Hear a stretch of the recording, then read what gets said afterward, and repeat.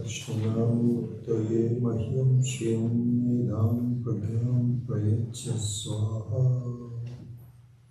Om Shruti Smriti Purananam Alayam Karunalayam Namami Bhagavad Padam Shankaram Lokashankaram Sadashiva Samarambham Shankaracharya Madhyamam Asmadacharya Paryantam Vande Guru Paramparam Shankaram Shankaracharya Keshavam Badarayanam Sutrabhashikritau Vande Bhagavantau Punah Punaha Ishvaro Gururatmeti Mukti Bhed Vibhagine Vyomavatyapta Dehaya Dakshinamurtaye Namaha Tukarastvandakalascha Lukarastanivattakaha Andhakara Nirodhatva Guru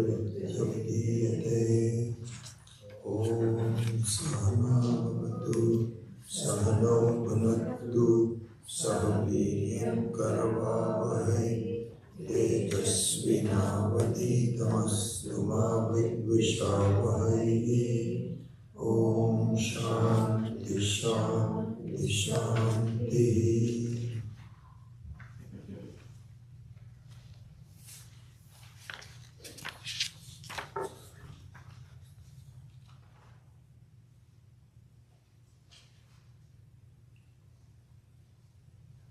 So there are two other pieces of the puzzle that we have to briefly visit, and then we will start the process of assembling all the puzzle pieces.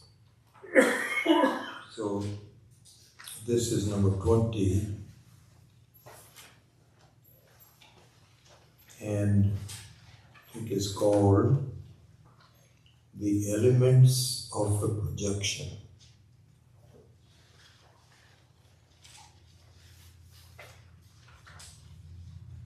So basically it describes how a show runs.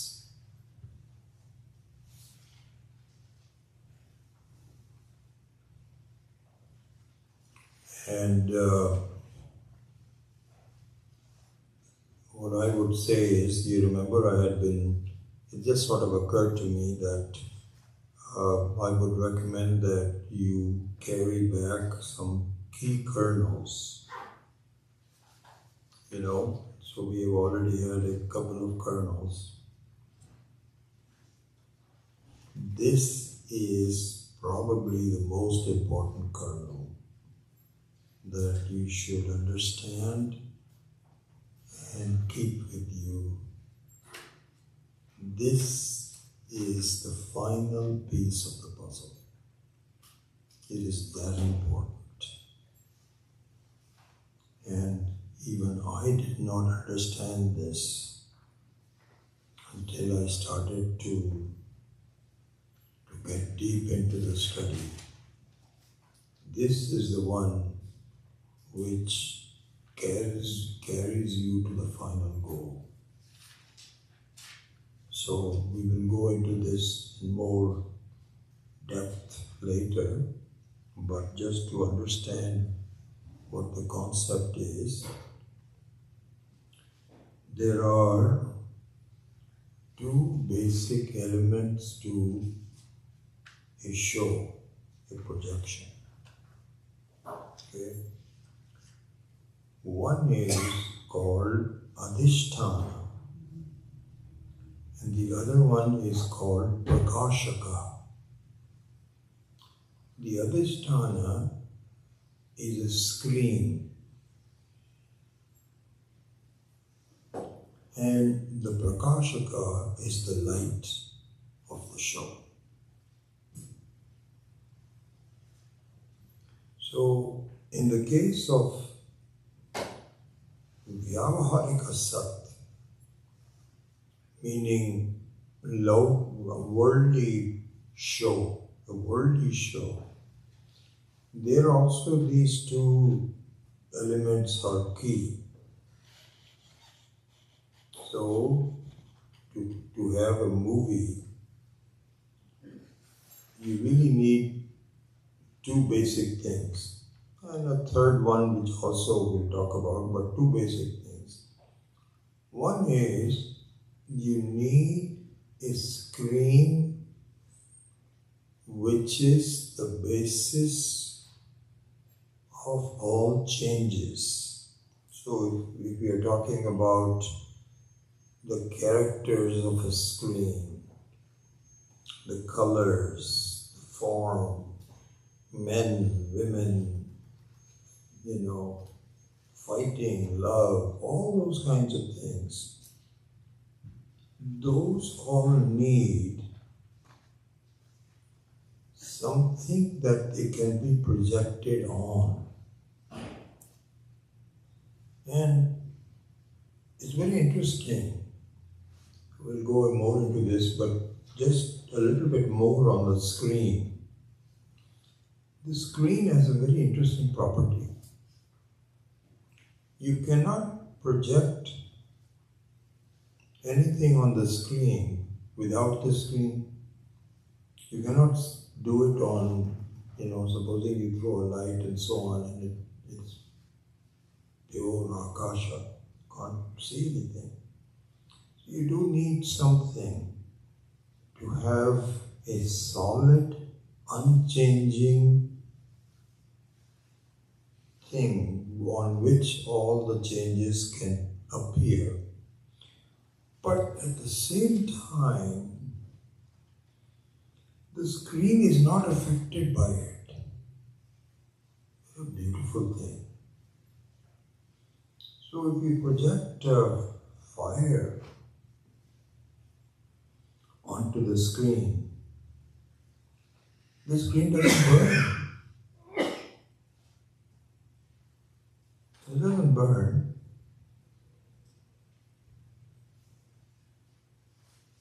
And yet you need the screen to show fire. So this is one thing. The screen, Adhisthana. Then you also need, for the show to take place, a source of light. Because, really speaking, if you analyze a show, it is nothing but a play of light and darkness. That's what it is. And so, for the show to take place, you must have a steady source of light. Steady. If the light also keeps changing, then you've got problems. Yes, you do need a mechanism for modulating the light. And this is what a film does. So the film essentially is a modulator of light. But at least the original light must be there. So this is what I said, that there is a third thing, two basic things, which is a screen and a source of light. And the third thing is that you need a modulating mechanism. Yeah, you do need that somehow or the other. So this is what happens in the standard screen. You run these frames so quickly that your eyes cannot see the difference, and it looks like a continuous motion. And so you the picture. So this is the fundamental part of a show. Okay, that's it. Now we will see Each of our lives is a show.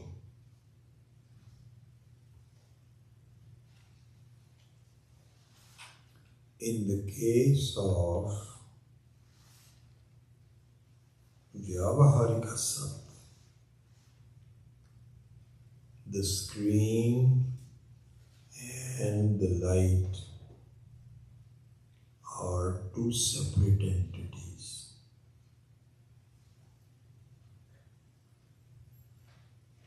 In Paramarthika Sat, which is me, which is I, the Atma, both the screen function and the light function is all one.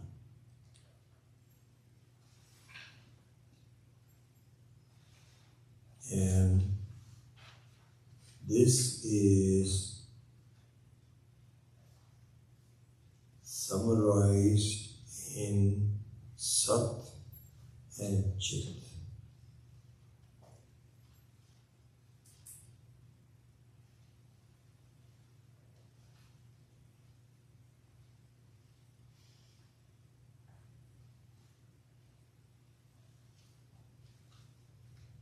And we will leave it at that for now. We will revisit it when we are putting all the pieces together. Right now, just think of it as a separate concept, a separate piece of the puzzle. Just one quick thought. In these three in the movie, about the other, these three, they should also be content. I'm sorry, I couldn't hear you. Say that. Other than the three, that is the screen and the things, they should also be content. Also, For a movie to run, there should be content. Yeah. Content is there. So yeah, you can, if you want to say that, yeah, that's, you can also, you can do that. The movie script can be considered to be the content, right? Yeah, so if you want to consider that, that will also be included in our, so we're not going to leave that away. But if you want to single it out as a separate mechanism, yeah, you could do that. Okay, so that's number 20. The last one that I was going to talk about was the adhikaritva. It's called the eligibility for knowledge. And this is quite well known amongst all the people by now, all the students, but still it is an important concept to keep in mind as we begin to understand what's going on. So,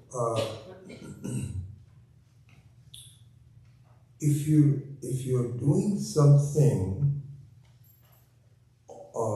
if you're performing an action, you need a lot of power and some knowledge. So the knowledge becomes subservient to karma. We'll go into this in more detail later on, but let's go back to the eligibility for knowledge. If you have to know something, what are the main things? So it's very interesting. Supposing you want to ascertain something. There are two possibilities where you don't ascertain. Either the vastu that you're trying to ascertain is not there. You are just trying to know something which is not clear, hasn't been well established. It's not there. So that's one possibility. The other possibility is that the vastu that you're trying to know is there, but you don't see it. You don't understand it. And even in our Laukika, even in the Vyavaharika stuff that happens all the time. There is the obvious knowledge and then there is a less obvious knowledge. This is exactly what happens when you're talking about, you can even talk about medicine, for example. So supposing you want to be an expert in how a particular organ of the body works, and it's a specialty, you can't just do that without going through a sequence of understanding. I would imagine that the medical schools start with Biology 101. And then one thing leads to the other, and then you have to understand what a body is made out of, what are the basic elements, etc., etc. Then at the very end, you can talk about the cancer of the spleen. You have to understand what cancer means, you have to understand what spleen means, what is the mechanism, what happens, how to cure, possibly cure it, maybe not. And if you're a high schooler, these things will not make any sense to you, except the names, cancer of the spleen. But to understand the cancer of the spleen, there is a lot of build-up of your eligibility that has to take place. And then finally, it becomes, people who know it, they can recognize it right away. It becomes easy. Yes, of course, this is it. This is also true for any branch, physics. So if you want to understand theoretical physics, you want to understand Einstein's E is equal to mc squared, you can't say that, it doesn't exist. The fact that either it is a solid object or it's a wave, you tell somebody, you take a look at this, this is a good example. A table looks very solid and looks very stable. And it makes out of wood, you polish it and so on, and you can put your hand on it. So this is normal knowledge. If you really go to the depth of it, what the truth about it is, there is no solidity here at all. There is no solidity in your hand, and there is no solidity. It is 99.9999% space. So then how can, what happens to the hand being blocked by the table? It is magnetic forces. They repel each other. That's what happens. That your hand, I don't even know, I don't know. But this, I do know that this is true. That your hand has certain magnetic qualities and it is repelled by the magnetic qualities. These are all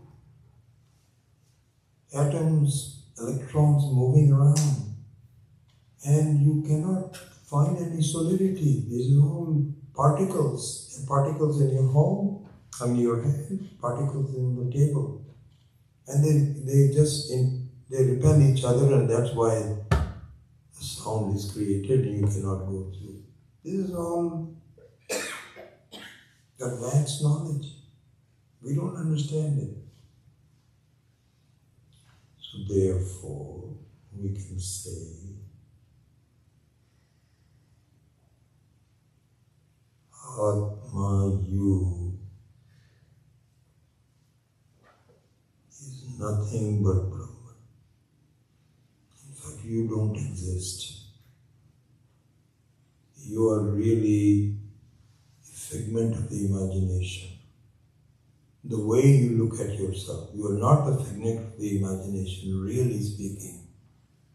But the way you project yourself is some small, it's just exactly like, this is, I don't know why I just thought of this. This is good, I should just keep this.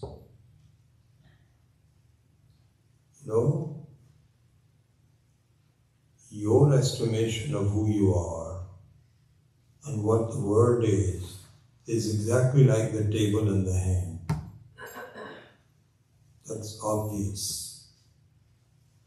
So, our relationship, the Vyavaharika Sat, is exactly like simple knowledge.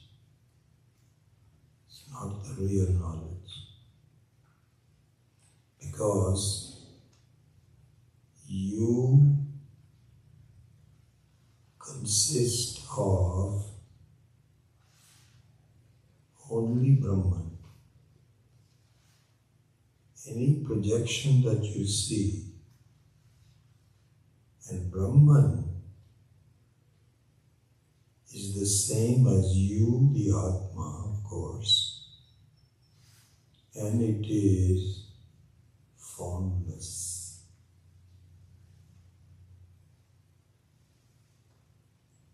Nirguna, Nirakara, exactly like the basic of the hand and the basic thing about the table is Akasha. This is also Akasha, the table is also Akasha. So the upadhi of the table makes it, just like we saw that the upadhi of the walls makes it into a room space, but it remains a space. There's no transformation of the space to become room space. It is always space, no matter how you look at it. Similarly, Brahman, the Atma, the awareness, the Satchidananda is always there. But we don't understand it because we are not eligible to see it yet. We just take it up. No. What Brahman? What are you talking about? I don't understand it. All I know is I am this much. And all I know is you are so, such and such. Tell me, how can these two be the same? It's exactly like saying, how can you tell that the hand and the table are the same? They are. They just have different upadhis. This has a little bit more sukshma sharira.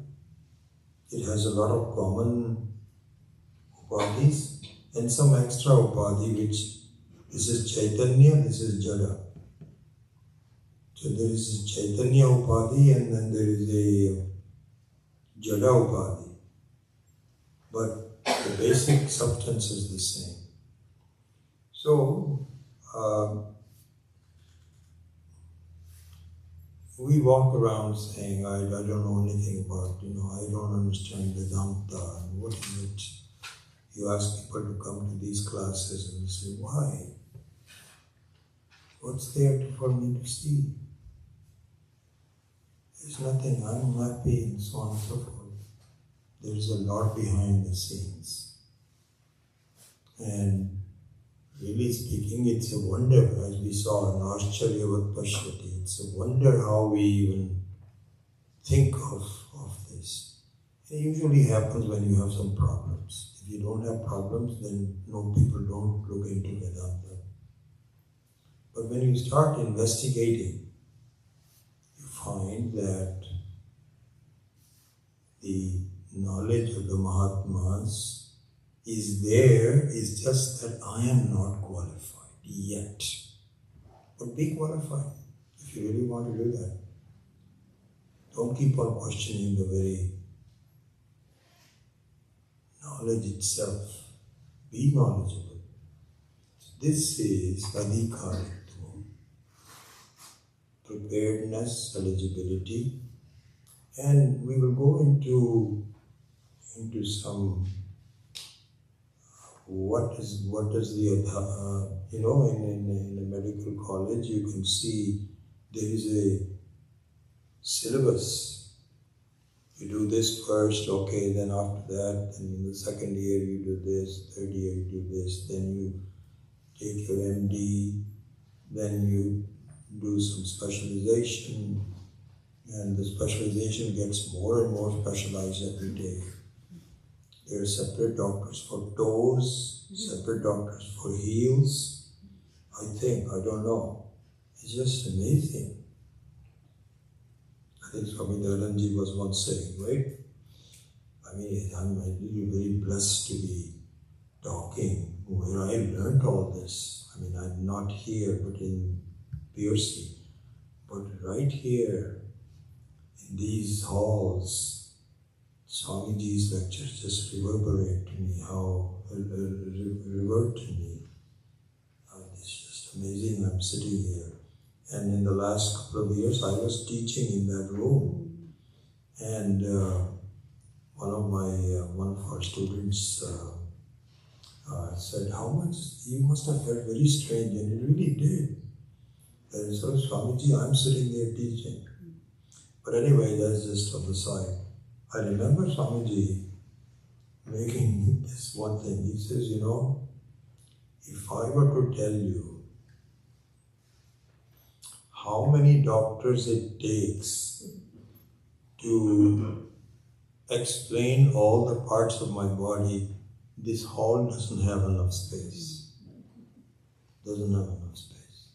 And it used to be 3 or 4 generations ago, maybe 10 people. And now it's thousands of specialties. And each one doesn't know the other.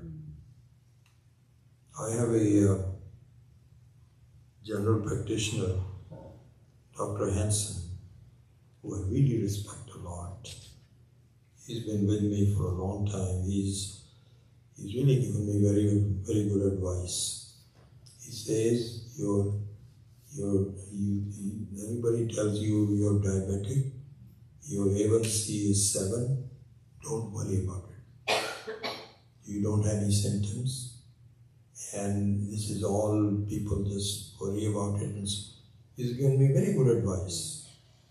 And I mean, I've had diabetes for the last 25 years, but God willing, I'm okay. And it is all because of the wisdom. Because some endocrinologist would say, no, you gotta do this, you have to do this, you have to bring it down to 5.6. And Dr. Hansen said, that is stupid. Yes, if you have problems, if you are highly overweight, this, that, or the other, and you're young, I can understand it, but at your age, you're exercising and so on, don't worry about it. Very good advice. But some problems had come up the other day, and he says, I have no idea, you better go to that doctor. Each of the doctors don't know. And he was very honest. He says, I have no idea. When you find out, please let me know. So, eligibility means, let's not have this, all that means really, this is the reason I'm bringing it up, is let's not have this abhimana that I have done everything that needs to be done. There is more needed. And you will feel it when life is, you're coming older and older and older. Then after that you're lost. It's not enough time to study, not enough time to understand. Eligibility. Adhikaritva. Okay, we are done, we should celebrate, all 21 is done. Yeah. Can I ask a question? Yeah. For the adhikaritva, would you recommend sadhana chatushtaya to start with or something else? We'll go in great detail on that, so please hold off on this. I'm sorry, this in some ways, I don't know if I have to restructure this, perhaps I would do something differently, because I think we were going to get into those kinds of details, and they'll all come. Now they'll all come. So what will happen now is that because we have spent some time getting into more depth in each one of them, I would spend less time in putting it together, but we will. And if it's a revision, then it's okay. It's like, picking up pieces of the jigsaw puzzle again and putting them together. So I hope you don't mind, there'll be some repetition, but it'll be good. Repetition is good.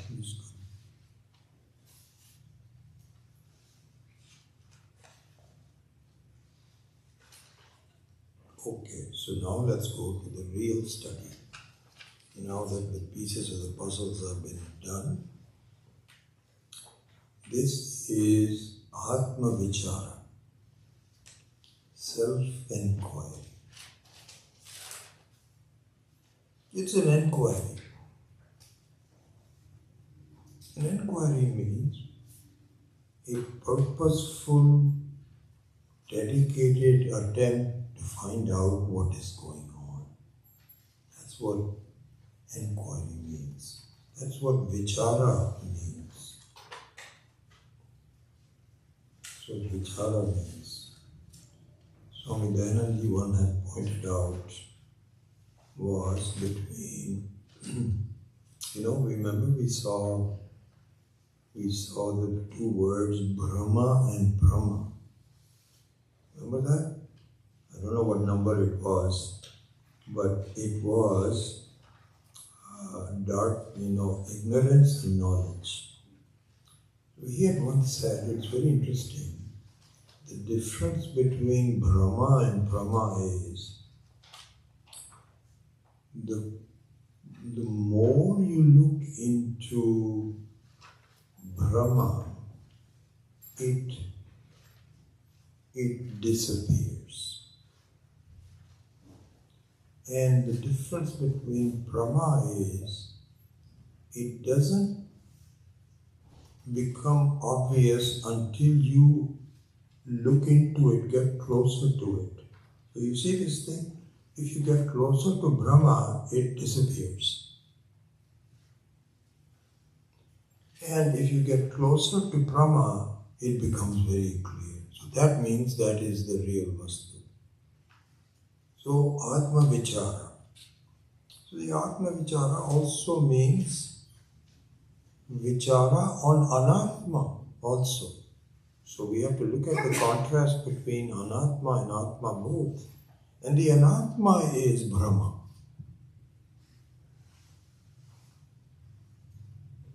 The world is a Brahma. And the self is Brahma. Brahma actually means knowledge, but in that sense. So the Atma Vichara, this is what we have to do. We have to investigate, get closer to it, feel comfortable with it.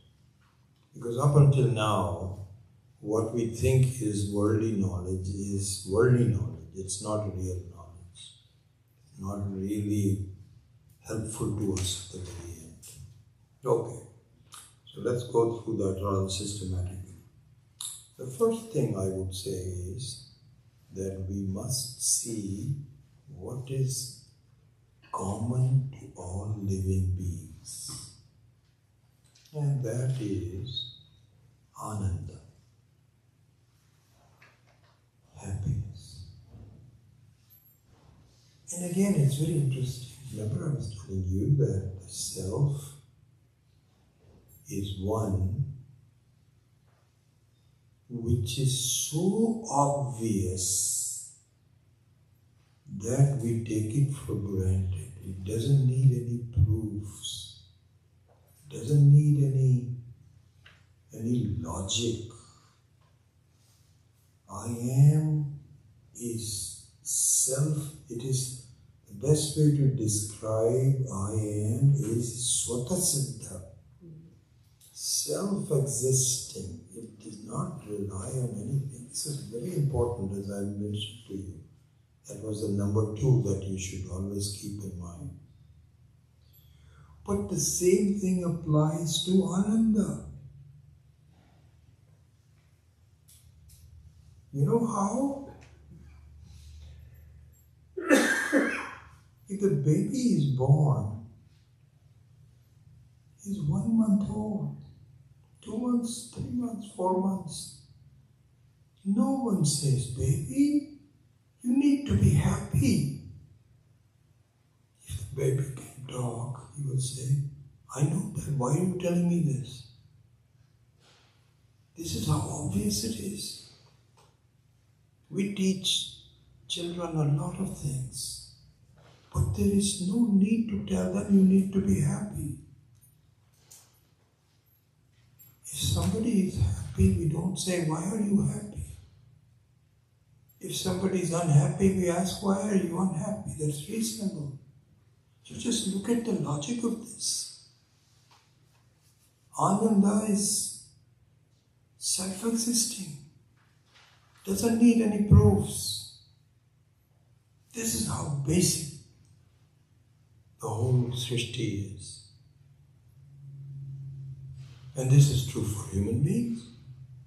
Unfortunately, it is true for the ants that I kill in the home. It's Papa, but I have to do it. Ants don't want to be killed.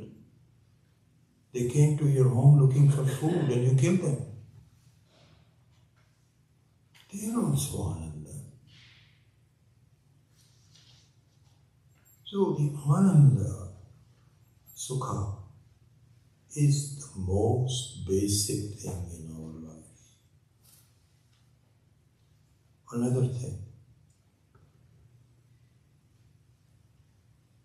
Things that are given to me have a way of satisfaction. Ishvara is not a fool. He does not make mistakes. He does not give you something that cannot be satisfied. He has given us hunger.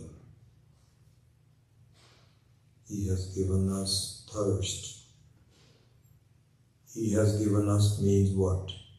I didn't invent it. When the baby is born, it is endowed with thirst and hunger.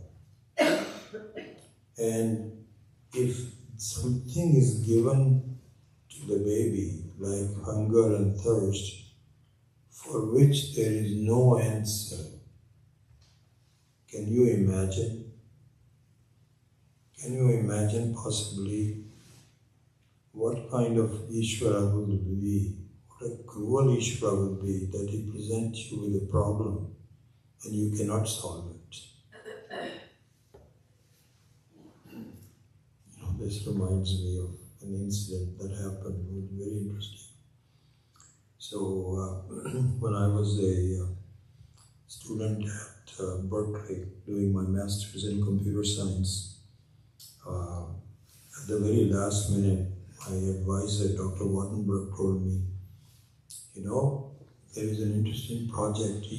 So there were two paths to having MS in computer science. One was simply coursework, and the other one was having some kind of a mini project, not like PhD, but just a mini project. So you are forgiven some courses if you take that. So I was going through the coursework and finishing up. I think I had about 80% of them.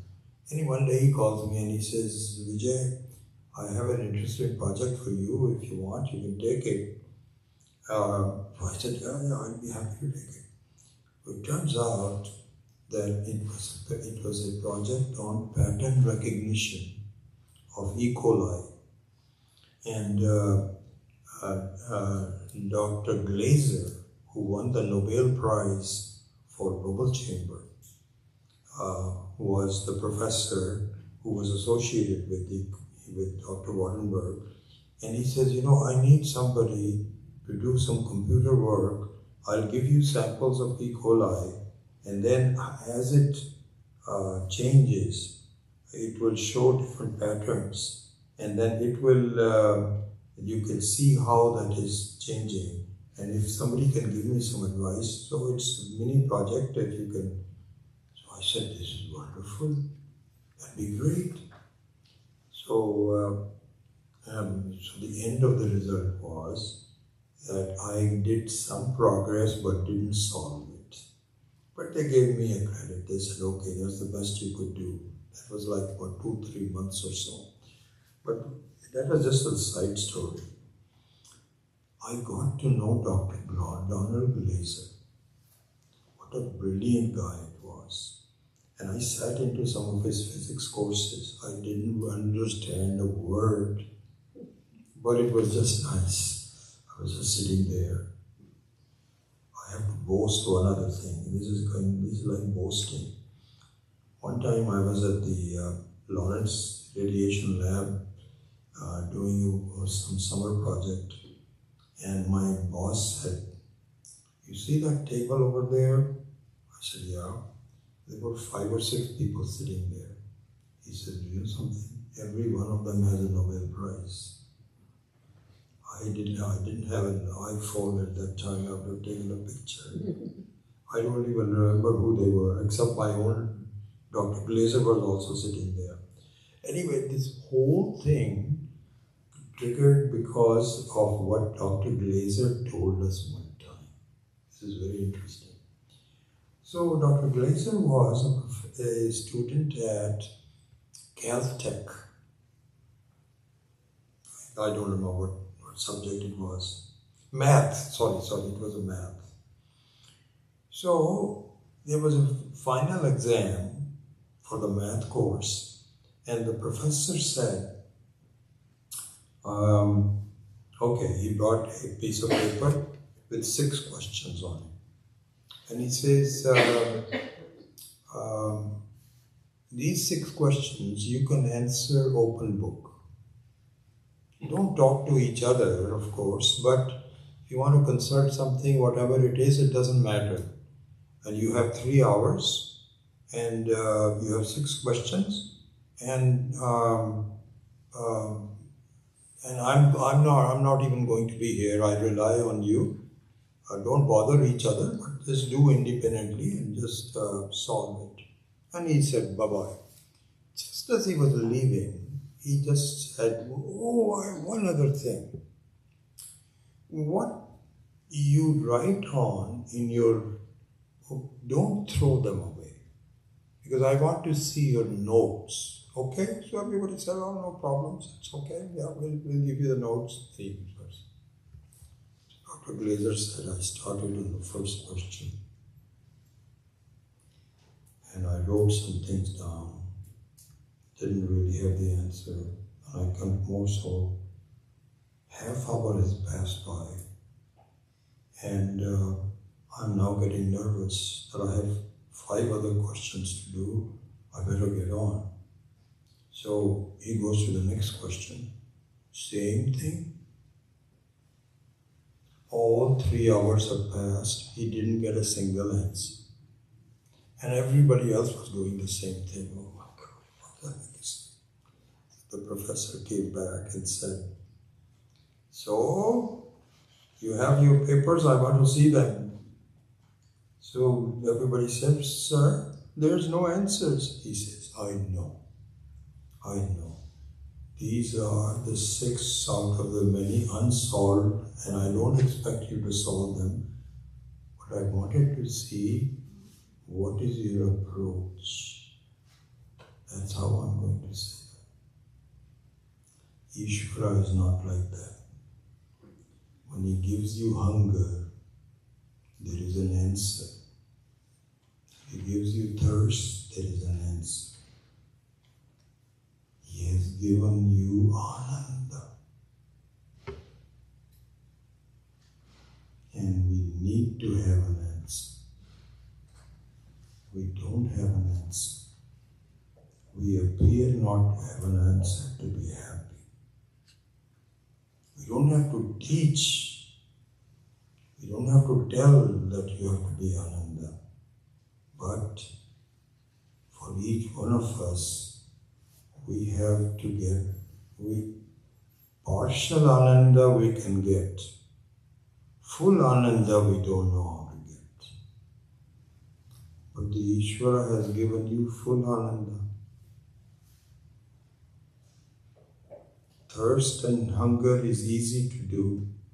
Full Ananda takes a little bit more work, more specialization, adhikaritvam.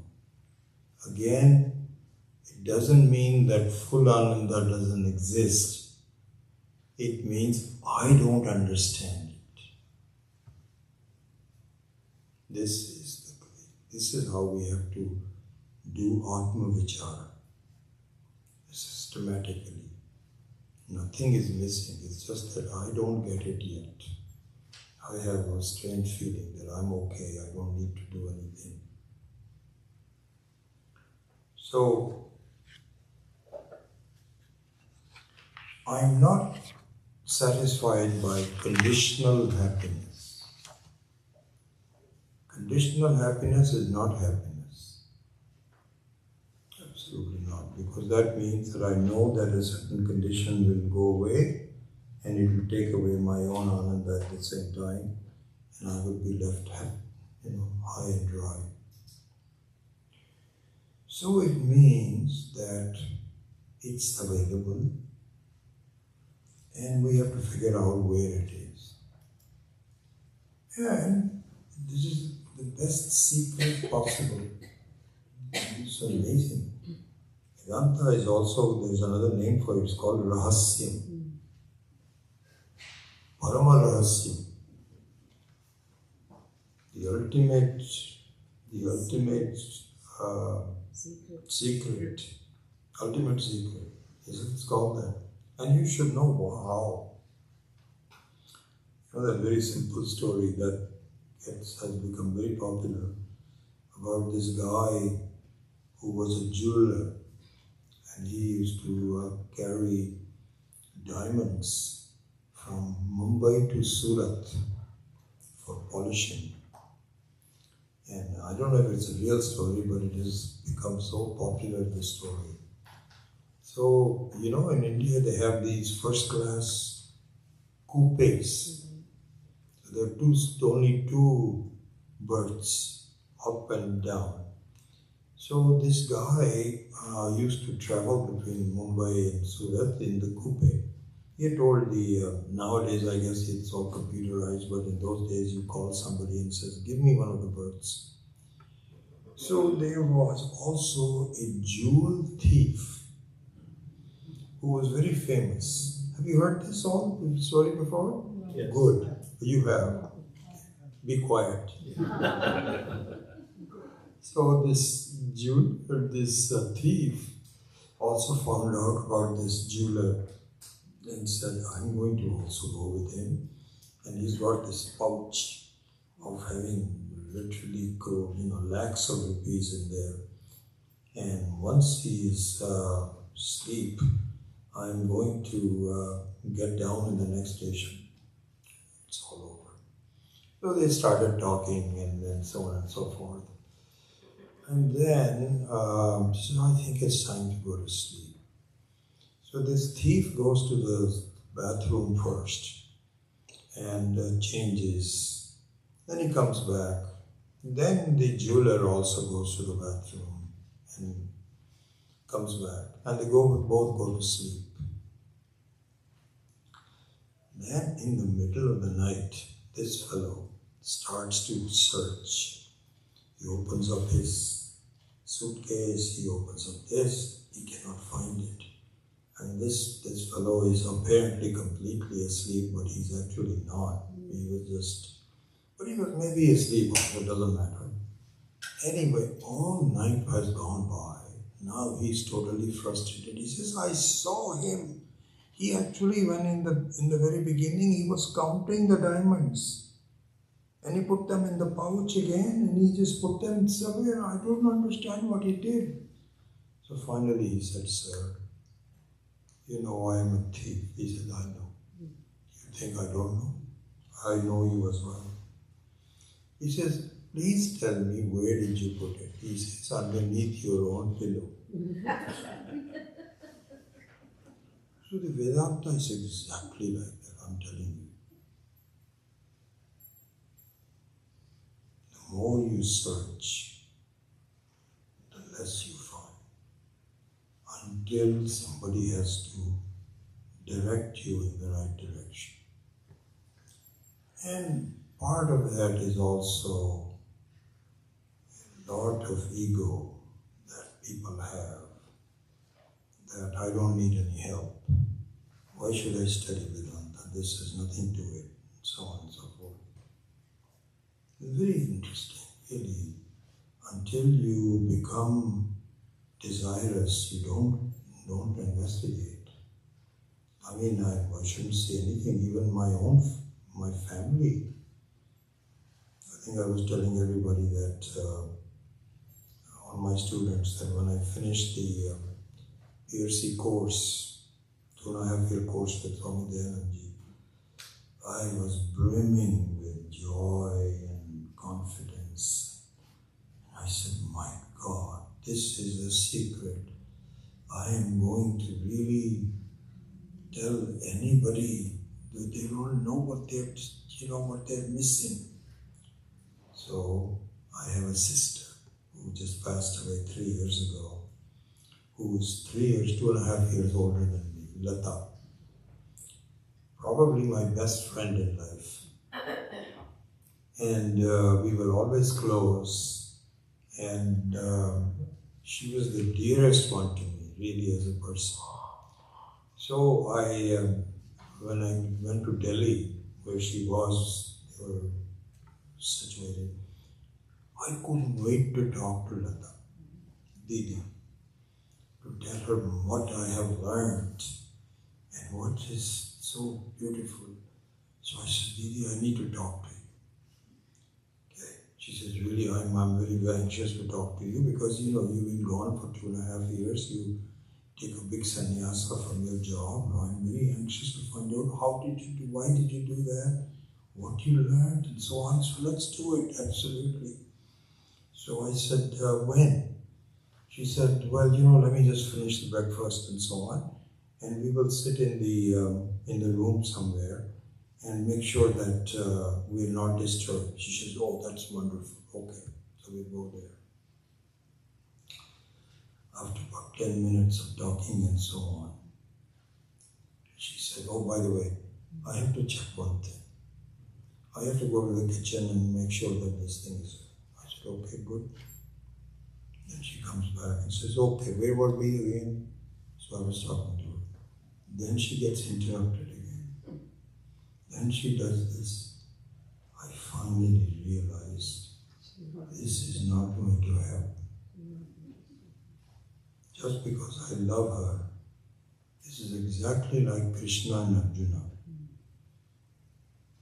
Arjuna has to figure out, he can tell him, my own 2 sons, they are very dear to me, but do you think they will listen to me? You have to be ready. And if you are, wonderful things can be happening. This is actually the first sutra by Vyasa of Brahma Sutra. Athato Brahma Jignasa. My God. There is Swami Akhandananda has, everybody has written a lot, Swami Dayanandji and so on, but the most recent study that I had, there is a 3-volume book by Swami Akhandananda on Brahma Sutra, 4 sutras of Chatur Sutra of Brahma Sutra. And I've given it to a few people. I know Sanjeev has it. I don't know who else has it. I bought it this time. Oh, you bought it? You have it? When did you get it? I bought it myself. It was Oh my God! I have it. Brahma Sutra. No, Virag has it, Virag is studying it, and Sanjeev has it. I don't know if he started it or not. Amazing. Amazing. And so there's only 4 sutras. The first sutra is Adhato Brahma Jigyasa. There is a book of about 400 pages that is devoted just to one sutra. And it, you were talking about eligibility and sadhana chatustaya and so on and so forth. This one says, this exactly summarizes what my own experience was. It doesn't matter if the teacher wants to get somebody to listen to it, it won't happen. It has to come from the person.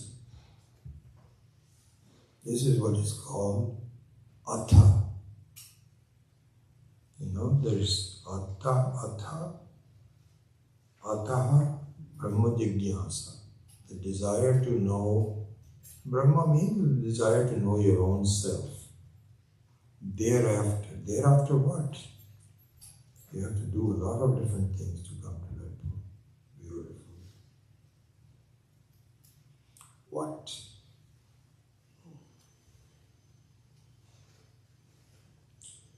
Okay, so I think I'll add just a couple of more things and before we pause for the next class. So the question is that if the full Ananda, full meaning unconditional, independent Ananda, is given to me by Ishvara, why is it that my experience is not that? So the answer to this is we've already seen that there is a difference between experience and knowledge. Remember, now I can begin to draw upon what we have already talked about, and now we can put it together. That knowledge and experience are 2 different things. A sun rising is an experience, but not knowledge. But the experience of the sun rising with knowledge is totally different. So, similarly for Ananda, a feeling of partial Ananda is just an experience. You don't have the knowledge of how it is occurring, what is happening, why is it appears to be partial, even though it is full. It appears to be partial. And here,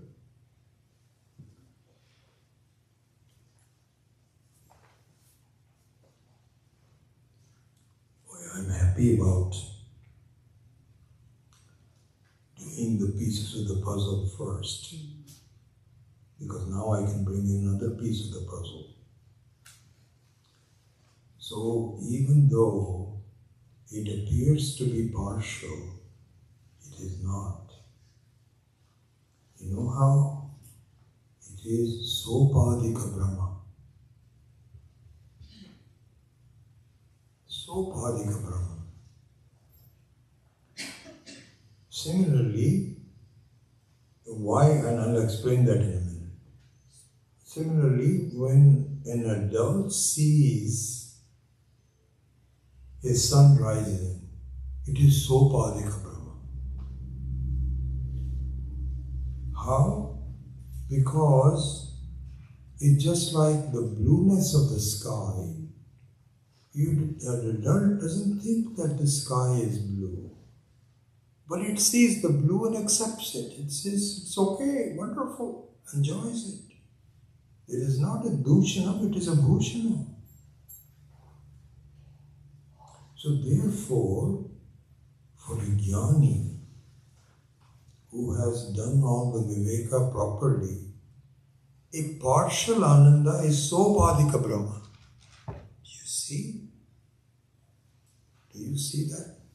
It is Sobhadika Brahma, that the partiality of the Ananda, the fact that I have some pain and I've got this and so on and so forth, doesn't disturb the fact that my basic understanding is I am Ananda. So I'm glad that we have talked about some of the pieces, and we will, as we begin to proceed, you will see that your previous knowledge will become useful in doing this. Alright, let's stop this class and then we will get together again. Om Asatoma Sadgamaya Tamasoma Jyotirgamaya Nityoma Amritam Gamaya Om Purnamada Purnamidam Purnat Purnamudachyate Purnasya Purnamadaya Purnameva Vashishyate. Om Shanti Shanti Shanti. Hari Om Shri Gurubhyo Namah. Hari Om.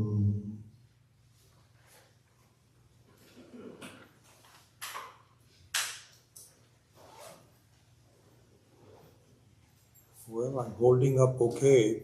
Yeah. All thanks to all of your help. A lot of people have contributed.